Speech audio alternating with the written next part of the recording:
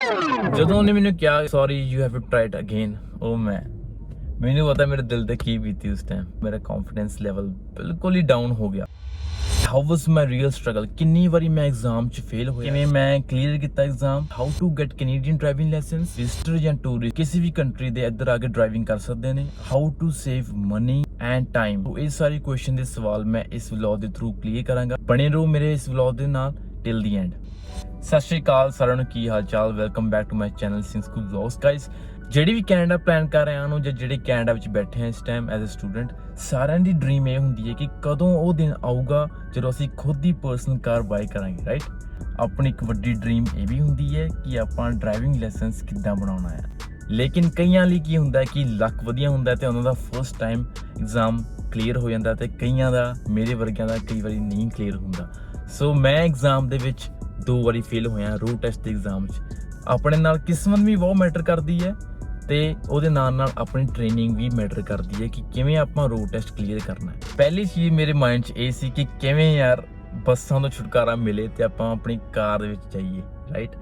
ਤੇ ਉਸ ਤੋਂ ਪਹਿਲਾਂ, ਕਾਰ ਲੈਣ ਤੋਂ ਪਹਿਲਾਂ ਇੱਕ ਡਰਾਈਵਿੰਗ ਲਾਇਸੈਂਸ ਲੈਣਾ ਮੇਰੇ ਲਈ ਬਹੁਤ ਜ਼ਰੂਰੀ ਸੀਗਾ, ਜਿਹਦੇ ਲਈ ਮੈਂ ਸਭ ਤੋਂ ਪਹਿਲਾਂ ਇਹ ਕੰਮ ਇਹੀ ਕੀਤਾ ਕਿ ਮੈਂ ਕੈਨੇਡਾ ਦੇ ਵਿੱਚ ਆ ਕੇ ਡਰਾਈਵਿੰਗ ਲਾਇਸੈਂਸ ਹੀ ਲਿਆ। ਤੇ ਆਪਾਂ ਨੂੰ ਇਹਦਾ ਫਾਇਦਾ ਬਹੁਤ ਕੁਝ ਹੋ ਜਾਂਦਾ ਹੈ ਕਿਉਂਕਿ ਇੱਧਰ ਆ ਕੇ ਆਪਾਂ ਡਰਾਈਵਿੰਗ ਵੀ ਕਰ ਸਕਦੇ ਹਾਂ, ਫਿਰ ਆਪਾਂ ਨੂੰ ਕੈਨੇਡੀਅਨ ਆਇਡੈਂਟੀਟੀ ਵੀ ਬਣ ਜਾਂਦੀ ਹੈ। ਆਪਾਂ ਨੂੰ ਪਾਸਪੋਰਟ ਚੱਕਣਾ ਨਹੀਂ ਪੈਂਦਾ ਹਰੇਕ ਥਾਂ, ਆਪਾਂ ਕੈਨੇਡੀਅਨ ਡਰਾਈਵਿੰਗ ਲਾਇਸੈਂਸ ਵੀ ਸ਼ੋਅ ਕਰ ਸਕਦੇ ਹਾਂ। ਸੋ ਮੇਰਾ ਰੀਜ਼ਨ ਸੀਗਾ ਕਿ ਮੈਂ ਕਾਰ ਬਾਏ ਕਰਨੀ ਹੈ ਤੇ ਮੈਂ ਇੰਸਟ੍ਰਕਟਰ ਤੋਂ ਟ੍ਰੇਨਿੰਗ ਲੈਣੀ ਸ਼ੁਰੂ ਕਰਤੀ। ਤੇ ਇੰਸਟ੍ਰਕਟਰ ਚਾਰਜ ਕਰਦਾ ਸੀ $30 ਪਰ ਆਵਰ, ਤੇ ਮੈਂ ਉਸ ਤੋਂ ਆਈ ਗੈਸ 5 ਜਾਂ 6 ਲੈਸਨ ਲਿੱਤੇ। ਉਸ ਤੋਂ ਬਾਅਦ ਮੈਂ ਉਹਨੂੰ ਕਿਹਾ ਮੈਂ am fully prepared to give my exam. First day instructor ਮੇਰੇ ਘਰੇ ਆਇਆ ਤੇ ਜਦੋਂ ਉਹ ਆਇਆ ਤੇ ਮੈਂ ਦੇਖਿਆ ਯਾਰ ਸਟੀਅਰਿੰਗ ਵੀਲ ਰਾਈਟ ਸਾਈਡ ਨਹੀਂ ਲੈਫਟ ਸਾਈਡ ਹੈ। ਸੋ ਇਹ ਮੇਰੇ ਥੋੜੇ ਜਿਹੇ ਪਹਿਲਾਂ ਸਟਾਰਟਿੰਗ 'ਚ ਹੋਇਆ ਕਿ ਯਾਰ ਕਿੱਦਾਂ ਡਰਾਈਵ ਕਰਨੀ ਹੈ ਕਾਰ, ਰਾਈਟ। ਕਿਉਂਕਿ ਥੋੜਾ ਜਿਹਾ ਮੈਨੂੰ ਭੁਲੇਖਾ ਪੈਂਦਾ ਸੀ ਕਿ ਯਾਰ ਮੈਂ ਰਾਈਟ ਲੇਨ 'ਚ ਰੱਖਣੀ ਹੈ ਜਾਂ ਲੈਫਟ ਲੇਨ 'ਚ ਰੱਖਣੀ ਹੈ। ਵਧੀਆ ਵੀ ਸੀ ਕਿਉਂਕਿ ਇੱਥੇ ਮੋਸਟਲੀ ਕਾਰਾਂ ਜਿਹੜੀਆਂ ਹੁੰਦੀਆਂ ਨੇ ਉਹ ਹੁੰਦੀਆਂ ਨੇ ਆਟੋਮੈਟਿਕ, ਮੈਨੂਅਲ ਕਾਰਾਂ ਬਹੁਤ ਘੱਟ ਹੁੰਦੀਆਂ ਨੇ। ਚਲੋ ਮੈਂ 4 ਜਾਂ 5 ਲੈਸਨ ਲਿੱਤੇ। ਉਸ ਤੋਂ ਬਾਅਦ ਮੈਂ ਐਗਜ਼ਾਮ ਲਈ ਪ੍ਰੀਪੇਅਰਡ ਹੋ ਗਿਆ ਤੇ ਮੈਂ ਐਗਜ਼ਾਮੀਨਰ ਨੂੰ ਕਿਹਾ ਕਿ let's give it a try, ਹੈ ਨਾ। ਸੋ ਮੈਨੂੰ ਯਾਦ ਹੈ 1.5 ਮੰਥ ਬਾਅਦ ਮੈਨੂੰ ਡੇਟ ਮਿਲੀ ਸੀਗੀ ਐਗਜ਼ਾਮ ਦੀ। ਅਰਲੀ ਮਾਰਨਿੰਗ ਗਾਇਸ, ਜਦੋਂ ਐਗਜ਼ਾਮ ਸੀਗਾ 5:30 ਉੱਠਿਆ ਤੇ ਮੈਂ ਗਲਫ ਦੇਣ ਗਿਆ ਐਗਜ਼ਾਮ। ਮਤਲਬ ਟੋਰਾਂਟੋ ਤੋਂ ਗਲਫ ਹੈਗਾ ਅਰਾਊਂਡ 1 ਆਵਰ ਦਾ ਡਰਾਈਵ। ਤੇ ਉੱਥੇ ਜਾ ਕੇ ਜਦੋਂ ਮੈਂ ਪਹੁੰਚਿਆ, ਕਾਫੀ ਜਾਣੇ ਉੱਥੇ ਸੀਗੇ ਰੋਡ ਟੈਸਟ ਦੇਣ ਨੂੰ। ਤੇ ਜਦੋਂ ਮੈਂ ਉੱਥੇ ਪਹੁੰਚਿਆ ਤੇ ਮੈਂ ਪੂਰਾ ਕੌਨਫੀਡੈਂਟ ਸੀਗਾ ਮੈਂ ਕਲੀਅਰ ਕਰ ਦੇਣਾ ਐਗਜ਼ਾਮ। ਤੇ ਮੈਂ ਗੱਡੀ ਵੀ ਕਾਫੀ ਵਧੀਆ ਚਲਾਈ ਉੱਥੇ ਜਾ ਕੇ। ਬੇਸ਼ੱਕ ਇੱਥੇ ਮਿਰਰ ਲੱਗੇ ਹੋਏ ਨੇ, ਸਾਈਡ ਮਿਰਰ ਲੱਗੇ ਨੇ, ਆਪਣੇ ਬੈਕ ਮਿਰਰ ਲੱਗਿਆ ਹੋਇਆ, ਲੇਕਿਨ ਆਪਾਂ ਨੂੰ ਕਈ ਚੀਜ਼ਾਂ ਫੋਲੋ ਫਿਰ ਵੀ ਕਰਨੀ ਪੈਂਦੀਆਂ ਨੇ। ਫੋਰ ਐਗਜ਼ਾਮਪਲ ਮੈਂ ਛੋਟਾ ਐਗਜ਼ਾਮਪਲ ਦਊਂਗਾ, ਤੇ ਜੇ ਆਪਾਂ ਬਲਾਈਂਡ ਸਪੌਟ ਚੈੱਕ ਕਰਨੇ ਆ ਤਾਂ ਆਪਾਂ ਨੂੰ ਇੱਦਾਂ ਪੂਰੀ ਨੈਕ ਘੁਮਾ ਕੇ ਐਂ ਦੇਖਣਾ ਪੈਂਦਾ ਆ ਡਰਾਈਵਿੰਗ ਕਰਦੇ ਕਰਦੇ। ਤੇ ਆਪਾਂ ਨੂੰ ਐਕਟਿੰਗ ਕਰਨੀ ਪੈਂਦੀ ਹੈ ਕਿ ਆਪਾਂ ਆਪਾਂ ਨੂੰ ਪਤਾ ਆ, ਆਪਾਂ ਪੂਰੇ ਕੌਨਸ਼ੀਅਸ ਹਾਂ ਡਰਾਈਵ ਨੂੰ ਲੈ ਕੇ। ਆਪਾਂ ਲੈਫਟ ਰਾਈਟ ਤੇ ਰੀਅਰ ਮਿਰਰ ਵਾਰ ਇਦਾਂ ਦੇਖਣਾ ਹੁੰਦਾ ਹੈ। ਤੇ ਜਦੋਂ ਮੈਂ ਡਰਾਈਵਿੰਗ ਕਰਨ ਗਿਆ ਤੇ ਐਗਜ਼ਾਮੀਨਰ ਆਇਆ, ਉਸ ਤੋਂ ਬਾਅਦ ਮੈਂ ਇਦਾਂ ਸਟੀਅਰਿੰਗ ਫੜਿਆ ਹੋਇਆ ਸੀਗਾ ਤੇ ਨਰਵਸ ਵੀ ਸੀਗਾ, ਹਾਰਟ ਬੀਟ ਵੀ ਮੇਰੀ ਤੇਜ਼ ਸੀਗੀ। ਕਿ ਫਿਰ ਮੈਂ ਸੋਚਿਆ ਵੀ ਨਹੀਂ, ਵਾਹਿਗੁਰੂ ਜੀ ਬਸ ਹਿੰਮਤ ਦਿਓ ਤੇ ਮੈਂ ਐਗਜ਼ਾਮ ਕਲੀਅਰ ਕਰ ਦੇਣਾ। ਤੇ ਮੈਂ ਡਰਾਈਵਿੰਗ ਪਰਫੈਕਟਲੀ ਫਾਈਨ ਕੀਤੀ, ਸਟਾਪ ਸਾਈਨ ਫੋਲੋ ਕੀਤਾ, ਰੈੱਡ ਲਾਈਟ ਫੋਲੋ ਕੀਤੀ ਤੇ ਕੰਪਲੀਟ ਸਟਾਪ ਹੋ ਗਿਆ। ਫਿਰ ਲੇਨ ਚੇਂਜ ਕਰਨ ਲੱਗੇ, ਇੰਡੀਕੇਟਰ ਦਿੱਤੇ, ਸਭ ਕੁਝ ਜੋ ਵੀ ਰੂਲ ਅਕੋਰਡਿੰਗ ਹੁੰਦਾ ਆ ਉਹ ਮੈਂ ਪੂਰਾ ਦਿੱਤਾ।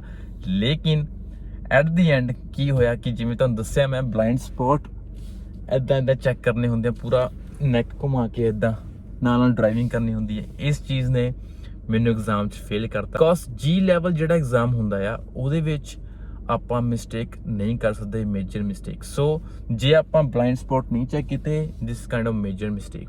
ਸੋ ਮੈਂ ਇੱਦਾਂ ਕਰਕੇ ਦੇਖ ਰਿਹਾ ਸੀਗਾ, ਮੈਂ ਐਂ ਨਹੀਂ ਦੇਖਿਆ, ਰਾਈਟ। ਤੇ ਜਿਹੜੇ ਸਾਈਡ ਮਿਰਰ ਸੀਗੇ ਇਹ ਮੈਂ ਵਿੱਚ ਇੱਦਾਂ ਦੇਖ ਜਾਂਦਾ ਸੀਗਾ, ਲੇਕਿਨ ਮੈਨੂੰ ਇੰਸਟ੍ਰਕਟਰ ਨੇ ਕਿਹਾ ਸੀ ਕਿ ਵਾਰ ਦੇਖਣੇ ਆ ਮਿਰਰ, ਐਕਟਿੰਗ ਕਰਨੀ ਹੈ ਤੂੰ। ਰੋਡ ਟੈਸਟ ਕੰਪਲੀਟ ਹੋਇਆ ਤੇ ਮੈਨੂੰ ਉਹ ਕਹਿੰਦੇ ਕਿ sorry you have to try it again. ਮੈਨੂੰ ਯਕੀਨ ਨਹੀਂ ਹੋਇਆ ਕਿ ਯਾਰ ਮੈਂ ਸੱਚੀ 'ਚ ਰੋਡ ਟੈਸਟ ਫੇਲ ਹੋ ਗਿਆ। ਤੇ ਉਹਨੇ ਮੈਨੂੰ ਕਿਹਾ ਕਿ ਬਲਾਈਂਡ ਸਪੌਟ ਕਿਉਂ ਨਹੀਂ ਦੇਖੇ ਤੂੰ। ਉਸ ਤੋਂ ਬਾਅਦ ਮੇਰਾ ਕੌਨਫੀਡੈਂਸ ਲੈਵਲ ਲੋ ਹੋ ਗਿਆ। ਜਦੋਂ ਇੱਕ ਵਾਰੀ ਆਪਾਂ ਜੀ 'ਚੋਂ ਫੇਲ ਹੋ ਜਾਈਏ, ਜੀ ਕਲਾਸ 'ਚੋਂ, ਫਿਰ ਆਪਾਂ ਨੂੰ ਛੋਟਾ ਲੈਵਲ ਦੇਣਾ ਪੈਂਦਾ ਆ। ਛੋਟਾ ਲੈਵਲ ਹੁੰਦਾ ਹੈ G2। ਫਿਰ ਆਪਾਂ ਸਿੱਧਾ ਡਾਇਰੈਕਟਲੀ ਜੀ ਨਹੀਂ ਦੇ ਸਕਦੇ। ਪ੍ਰੋਬਲਮ ਇਹ ਵੀ ਸੀਗੀ ਕਿ ਆਪਾਂ ਨੂੰ ਡੇਟ ਛੇਤੀ ਨਹੀਂ ਮਿਲਦੀ exam the. Most of time average ਹੁੰਦੀ ਹੈ 2 ਮੰਥਸ ਜਾਂ 1.5 ਮੰਥ ਆਪਾਂ ਨੂੰ ਡੇਟ ਮਿਲਦੀ ਹੈ। ਸੈਕਿੰਡ ਟਾਈਮ ਅਗੇਨ ਮੈਂ ਗਲਫ 'ਚ ਐਗਜ਼ਾਮ ਦਿੱਤਾ। ਗਲਫ ਮੇਰੇ ਲਈ ਗਾਇਸ ਲੱਕੀ ਨਹੀਂ ਰਹੇਗਾ ਤੇ ਮੈਂ ਕਿਉਂਕਿ ਕਾਫੀ ਲੋਕਾਂ ਲਈ ਗਲਫ ਐਗਜ਼ਾਮ ਲੋਕੇਸ਼ਨ ਜਿਹੜੀ ਹੈਗੀ ਆ ਕਾਫੀ ਈਜ਼ੀ ਹੁੰਦੀ ਹੈ ਕਿਉਂਕਿ ਉੱਥੇ ਰੋਡ ਟ੍ਰੈਫਿਕ ਘੱਟ ਹੁੰਦੀ ਆ ਤੇ ਇੰਨੇ ਜ਼ਿਆਦਾ ਲੇਨਸ ਨਹੀਂ ਹੁੰਦੀਆਂ ਲਾਈਨ 'ਚ, ਤਾਂ ਈਜ਼ੀ ਹੁੰਦਾ ਆ। ਲੇਕਿਨ ਮੇਰੇ ਲਈ ਮੈਨੂੰ ਲੱਗਦਾ ਕਿ ਉਹ ਲੋਕੇਸ਼ਨ ਲੱਕੀ ਨਹੀਂ ਸੀਗੀ ਕਿਉਂਕਿ ਜਿਹੜਾ ਵੀ ਇੰਸਟ੍ਰਕਟਰ ਆਇਆ ਸੀ ਮੈਨੂੰ ਐਗਜ਼ਾਮ ਲੈਣ ਵਾਸਤੇ ਉਹ ਸਹੀ ਨਹੀਂ ਸੀਗਾ ਕਿਉਂਕਿ ਉਹ ਮਾਈਨਰ ਮਿਸਟੇਕ ਵੀ ਨਹੀਂ ਐਕਸੈਪਟ ਕਰਦਾ ਸੀ, ਉਹ ਫੇਲ ਕਰ ਦਿੰਦਾ ਸਿੱਧਾ ਹੀ। ਜਦੋਂ ਮੈਂ ਸੈਕਿੰਡ ਐਗਜ਼ਾਮ ਦੇਣ ਆਇਆ G2 ਤੇ ਯਾਦ ਹੈ ਮੈਨੂੰ, ਮੈਂ ਸੇਮ ਟ੍ਰੇਨਿੰਗ ਲਿੱਤੀ $30 ਪਰ ਆਵਰ, 4 ਟ੍ਰੇਨਿੰਗ ਲੈਸਨ ਲਿੱਤੇ। ਉਸ ਤੋਂ ਬਾਅਦ ਮੈਂ ਐਗਜ਼ਾਮ ਦੇਣ ਗਿਆ $250 ਅਗੇਨ, ਫਿਰ ਐਗਜ਼ਾਮ ਦੀ ਫੀਸ ਦਿੱਤੀ $90 ਅਗੇਨ। ਉਸ ਤੋਂ ਬਾਅਦ ਫਿਰ ਮੈਂ ਪਹੁੰਚਿਆ ਡਰਾਈਵਿੰਗ ਟੈਸਟ ਬੈਠਿਆ, same situation, same heartbeat level, ਠੀਕ ਹੈ। ਬਹੁਤ ਨਰਵਸ ਸੀਗਾ ਮੈਂ, ਮੈਨੂੰ ਸੀਗਾ ਕਿ ਮੈਂ ਇਸ ਵਾਰ ਤਾਂ ਕਲੀਅਰ ਕਰ ਹੀ ਦੇਣਾ ਐਗਜ਼ਾਮ। ਚਲੋ ਐਗਜ਼ਾਮ ਸ਼ੁਰੂ ਹੋਇਆ। ਕਾਰਸ ਖੜੀਆਂ ਹੁੰਦੀਆਂ ਨੇ ਸਟਰੀਟ ਦੇ ਵਿੱਚ ਨਾ, ਜਿਵੇਂ ਇੱਧਰ ਵੀ ਕਾਰ ਖੜੀ ਹੈ, ਇੱਧਰ ਵੀ ਕਾਰ ਖੜੀ ਹੈ ਤੇ ਆਪਾਂ ਕਾਰ ਪਾਸ ਕਰਨੀ ਹੈ। ਆਪਣੀ ਜਦੋਂ ਮੈਂ ਕਾਰ ਪਾਸ ਕੀਤੀ ਮੈਨੂੰ ਐਗਜ਼ਾਮਨਰ ਕਹਿੰਦਾ ਕਿ ਬਈ ਤੂੰ ਕਾਫੀ ਕਲੋਜ਼ ਰੱਖੀ ਗੱਡੀ। ਮੈਂ ਉਹਨੂੰ ਕਿਹਾ, ਮੈਂ ਕਿਹਾ ਨਹੀਂ ਕਿ ਡਿਸਟੈਂਸ ਕਾਫੀ ਸੀਗਾ, ਮੈਂ ਦੇਖ ਰਿਹਾ ਸੀ ਕਿ ਮੈਨੂੰ ਮੈਂ ਡਰਾਈਵਿੰਗ ਕਰ ਰਿਹਾ ਸੀ, ਮੈਨੂੰ ਪਤਾ ਸੀ ਮੈਂ ਕਿੰਨਾ ਡਿਸਟੈਂਸ ਰੱਖ ਰਿਹਾ ਉਹਦੇ ਨਾਲ ਕਾਰ ਦੇ ਨਾਲ। ਪਰ ਉਹਨੇ ਮੈਨੂੰ ਕਿਹਾ ਕਿ ਐਟਲੀਸਟ 1 ਡੋਰ ਡਿਸਟੈਂਸ ਹੋਣਾ ਚਾਹੀਦਾ ਆ। 1 ਡੋਰ ਮਤਲਬ ਕਿ ਅਪਰੋਕਸੀਮੇਟਲੀ 1 ਆਰਮ ਡਿਸਟੈਂਸ ਦੂਜੀ ਕਾਰ ਦੇ ਨਾਲ। ਲੇਕਿਨ ਮੈਂ ਇਹਨੂੰ ਐਕਸਪਲੇਨ ਨਹੀਂ ਕਰ ਪਾਇਆ ਕਿ ਉਧਰ ਵੀ ਕਾਰ ਖੜੀ ਹੈ, ਇੱਧਰ ਵੀ ਕਾਰ ਖੜੀ, ਮੈਂ ਕਿਵੇਂ ਕਰ ਲਵਾਂ 1 ਆਰਮ ਡਿਸਟੈਂਸ, ਰਾਈਟ। ਮੈਨੂੰ ਆਪਣੇ ਹਿਸਾਬ ਨਾਲ ਕੱਢਣੀ ਪਊਗੀ ਕਾਰ। ਲੇਕਿਨ ਉਹਨੇ ਮੇਰੀ ਗੱਲ ਨਹੀਂ ਮੰਨੀ ਤੇ ਫਿਰ ਜਦੋਂ ਉਹਨੇ ਮੈਨੂੰ ਵਿੱਚ ਟੋਕਿਆ, ਰਾਈਟ, ਜਦੋਂ ਮੈਨੂੰ ਵਿੱਚ ਹੀ ਕਹਿਤਾ ਐਗਜ਼ਾਮ ਦੇ, ਮੈਂ ਰੋਡ ਟੈਸਟ ਦੇ ਹੀ ਰਿਹਾ, ਮੈਂ ਨਰਵਸ ਬਹੁਤ ਜ਼ਿਆਦਾ ਹੋ ਗਿਆ। ਮੈਨੂੰ ਸੀਗਾ ਵੀ ਆਮ ਗੋਨ, ਰਾਈਟ, ਮੈਂ ਫੇਲ ਹੋ ਗਿਆ। ਜਦੋਂ ਉਹਨੇ ਮੈਨੂੰ ਕਿਹਾ sorry you have to try it again, ਉਹ ਮੈਨੂੰ ਪਤਾ ਮੇਰੇ ਦਿਲ ਤੇ ਕੀ ਬੀਤੀ ਉਸ ਟਾਈਮ। ਮੈਂ ਬਹੁਤ ਜ਼ਿਆਦਾ ਲੋ ਫੀਲ ਕਰ ਰਿਹਾ ਸੀਗਾ, ਮੇਰਾ ਕੌਨਫੀਡੈਂਸ ਲੈਵਲ ਬਿਲਕੁਲ ਹੀ ਡਾਊਨ ਹੋ ਗਿਆ। ਮੈਨੂੰ ਸੀਗਾ ਮੈਂ ਐਗਜ਼ਾਮ ਨਹੀਂ ਕਲੀਅਰ ਕਰ ਸਕਦਾ। ਮੈਂ ਡਰਾਈਵਿੰਗ ਬਹੁਤ ਸਹੀ ਕੀਤੀ ਲੇਕਿਨ ਛੋਟੀ ਮਿਸਟੇਕ ਕਰਕੇ ਮੈਂ ਐਗਜ਼ਾਮ 'ਚ ਫੇਲ ਹੋ ਗਿਆ। ਗਾਇਸ ਥਰਡ ਟਾਈਮ ਮੈਂ ਬਰੈਂਪਟਨ 'ਚ ਦੇਣ ਗਿਆ ਆਪਣਾ ਰੋਡ ਟੈਸਟ ਐਗਜ਼ਾਮ, ਤੇ ਜਿੱਥੇ ਕਹਿੰਦੇ ਨੇ ਕਿ ਕਾਫੀ ਸਟ੍ਰਿਕਟ ਐਗਜ਼ਾਮੀਨਰ ਹੁੰਦੇ ਨੇ ਜਾਂ ਫਿਰ ਲੇਨਸ ਕਾਫੀ ਜ਼ਿਆਦਾ ਨੇ, ਟ੍ਰੈਫਿਕ ਜ਼ਿਆਦਾ ਹੁੰਦੀ ਆ।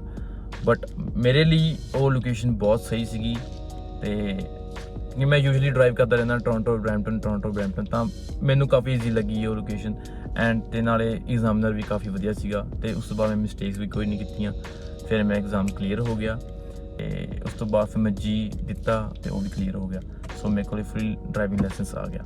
ਸੋ ਗਾਇਸ ਮੈਂ ਤੁਹਾਨੂੰ ਦੱਸਦਾ ਕਿ ਕਿੰਨੇ ਮੈਂ ਐਕਸਪੈਂਸਿਸ ਜਾਂ ਕਿੰਨੇ ਮੈਂ ਡਾਲਰਸ ਵੇਸਟ ਕੀਤੇ ਇਸ ਡਰਾਈਵਿੰਗ ਲਾਇਸੈਂਸ ਨੂੰ ਲੈ ਕੇ।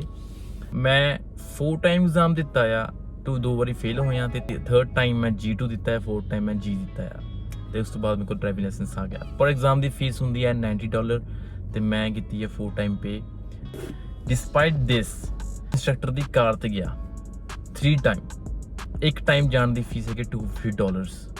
ਸੋ ਕਈ ਇੰਸਟ੍ਰਕਟਰ ਦੀ ਫੀਸ ਮੇਬੀ ਉਸ ਤੋਂ ਜ਼ਿਆਦਾ ਵੀ ਹੈਗੀ ਹੈ, ਪਰ ਮੇਰੇ ਵਾਲੇ ਨੇ $250 ਚਾਰਜ ਕੀਤਾ ਸੀ। Total amount come out to $1,660। ਇਹ ਸੀਗੀਆਂ ਮੇਰੀਆਂ ਮਿਸਟੇਕਸ, ਕੁਝ ਕੁ ਮਿਸਟੇਕਸ ਜਿਹੜੀ ਤੁਸੀਂ ਅਵੋਇਡ ਕਰ ਸਕਦੇ ਹੋ ਆਪਣੇ ਐਗਜ਼ਾਮ ਰੋਡ ਟੈਸਟ ਦੇਣ ਨੂੰ। ਗਾਇਸ ਪਲੀਜ਼ ਕਮੈਂਟ ਡਾਊਨ ਕਿਹੜੀ ਕਾਰ ਆ ਉਹ ਜਿਹੜੀ ਤੁਸੀਂ ਕੈਨੇਡਾ ਦੇ ਜਾ ਕੇ ਬਾਈ ਕਰਨਾ ਚਾਹੋਗੇ, ਜੇ ਤੁਹਾਨੂੰ ਇੱਕ ਚਾਂਸ ਮਿਲੇ ਕੈਨੇਡਾ ਆਉਣ ਦਾ। ਸਟੈਂਗ, ਚੈਲੰਜਰ ਜੋ ਵੀ ਹੈਗਾ ਤਾਂ ਤੁਸੀਂ ਭਰ ਦਿਓ ਕਮੈਂਟਾਂ ਦੇ ਨਾਲ। ਗਾਇਸ ਹੁਣ ਜੇ ਮੈਂ ਗੱਲ ਕਰਾਂ ਟੂਰਿਸਟ ਜਾਂ visitor the, whether they can drive here with their home country driving license or not. So ਇਸ ਕੁਐਸਚਨ ਦਾ ਆਨਸਰ ਹੈਗਾ, ਜੇ ਆਪਾਂ ਗੱਲ ਕਰੀਏ Ontario the, 3 months we can drive with our home country driving license. On the other hand ਜੇ ਮੈਂ ਗੱਲ ਕਰਾਂ BC ਦੀ ਤੇ ਉੱਥੇ 6 month ਦੀ ਪ੍ਰੋਵੀਜ਼ਨ ਹੈ, 6 month ਲਈ ਆਪਾਂ ਡਰਾਈਵ ਕਰ।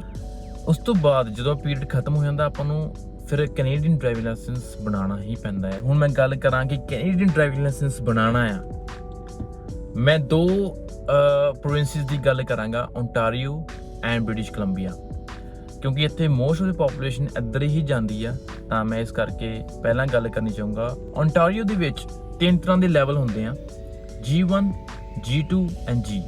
First one is G1। G1 ਹੈਗਾ ਨੌਲੇਜ ਟੈਸਟ, ਜਿਹਦੇ ਵਿੱਚ basic knowledge regarding road rules ਤੇ ਰੋਡ ਸਾਈਨਸ ਬਾਰੇ ਪੁੱਛਿਆ ਜਾਂਦਾ ਆ ਤੇ ਉਸ ਤੋਂ ਬਾਅਦ MCQ ਜਦੋਂ ਆਪਣੇ ਕਲੀਅਰ ਹੋ ਜਾਂਦੇ ਨੇ ਆਪਾਂ ਨੂੰ ਡਰਾਈਵਿੰਗ ਲਾਇਸੈਂਸ ਮਿਲ ਜਾਂਦਾ ਆ G1। G1 ਦਾ ਲੈਵਲ ਹੈਗਾ ਲਰਨਿੰਗ ਲਾਇਸੈਂਸ। ਆਪਾਂ ਡਰਾਈਵ ਇਕੱਲੇ ਨਹੀਂ ਕਰ ਸਕਦੇ, ਆਪਣੇ ਨਾਲ ਇੱਕ ਐਕਸਪੀਰੀਅੰਸ ਡਰਾਈਵਰ ਹੋਣਾ ਚਾਹੀਦਾ ਆ। ਜੇ ਆਪਾਂ ਗੱਲ ਕਰੀਏ G2 ਦੀ, G2 ਦੇ ਵਿੱਚ ਕੀ ਹੈ ਕਿ ਜੇ ਆਪਾਂ ਇਕੱਲੇ ਡਰਾਈਵ ਕਰਨੀ ਕਾਰ ਤੇ ਬਟ ਵਿਦ ਲਿਮਿਟਡ ਕੈਪੈਸਿਟੀ, ਮਤਲਬ ਕਿ ਰਾਤ ਨੂੰ ਆਪਣੇ ਨਾਲ ਸਿਰਫ ਇੱਕ ਹੀ ਬੰਦਾ ਕੈਰੀ ਕਰ ਸਕਦੇ ਆ। ਸੋ G2 ਦੇ ਲਈ ਆਪਾਂ ਨੂੰ ਰੂਟ ਟੈਸਟ ਕਲੀਅਰ ਕਰਨਾ ਪਏਗਾ। Route test simply main street ਹੁੰਦੀ ਆ ਤੇ ਉਹਦੇ ਵਿੱਚ ਰੈਜ਼ੀਡੈਂਸ਼ੀਅਲ ਏਰੀਆ ਆਉਂਦਾ ਹੈ, ਹਾਈਵੇਜ਼ ਨਹੀਂ ਆਉਂਦੇ।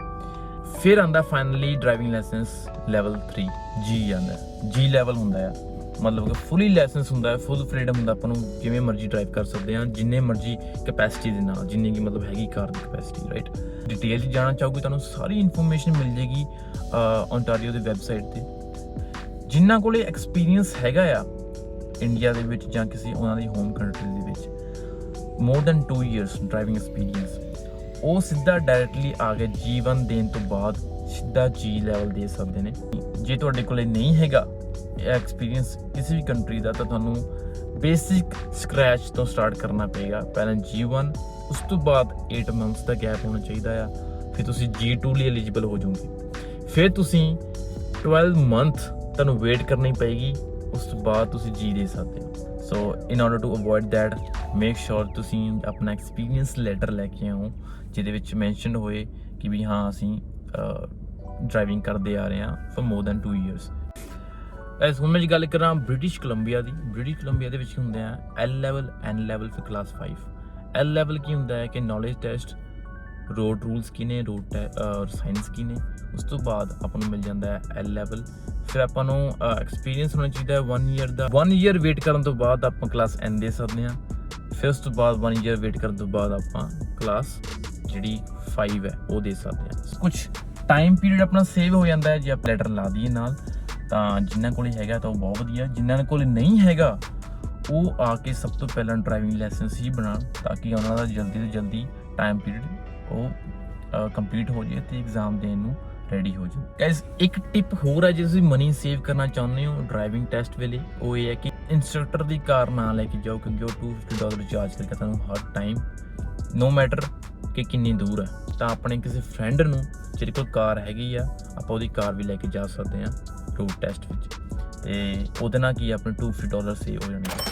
ਸੋ ਮੈਂ ਆਪਣਾ ਜੋ ਡਰਾਈਵਿੰਗ ਲਾਇਸੈਂਸ ਲਿੱਤਾ, ਕਾਰ ਬਾਈ ਕੀਤੀ, ਉਸ ਤੋਂ ਬਾਅਦ ਮੈਂ ਆਪਣੇ ਫਰੈਂਡਸ ਜਿੰਨੇ ਵੀ ਰੂਮਮੇਟ ਸੀਗੇ ਸਾਰਿਆਂ ਨੂੰ ਆਪਣੀ ਕਾਰ 'ਤੇ ਐਗਜ਼ਾਮ ਦਵਾਇਆ। ਆਈ ਹੋਪ ਕਿ ਤੁਹਾਨੂੰ ਅੱਜ ਦਾ ਵਲੌਗ ਬੜਾ ਘੈਂਟ ਲੱਗਿਆ ਹੋਊਗਾ। ਮੇਰਾ ਐਕਸਪੀਰੀਅੰਸ ਤੁਹਾਨੂੰ ਕਿਵੇਂ ਦਾ ਲੱਗਿਆ, ਲਾਈਫ ਐਕਸਪੀਰੀਅੰਸ, ਮੇਰਾ ਸਟਰਗਲ ਕੀ ਸੀਗਾ ਤੇ ਕਿਵੇਂ ਦੀ ਮੈਂ ਤੁਹਾਨੂੰ ਗਾਈਡ ਕੀਤਾ, ਤੁਸੀਂ ਜ਼ਰੂਰ ਕਮੈਂਟ ਬਾਕਸ 'ਚ ਮੈਂਸ਼ਨ ਕਰਿਓ, ਤੇ ਫਿਰ ਇੱਕ ਮੈਂ ਕਮੈਂਟ ਪਿਨ ਕਰ ਦੂੰਗਾ ਆਪਣੇ YouTube ਵੀਡੀਓ ਥੱਲੇ। ਰੱਬ ਤੁਹਾਨੂੰ ਖੁਸ਼ ਰੱਖੇ।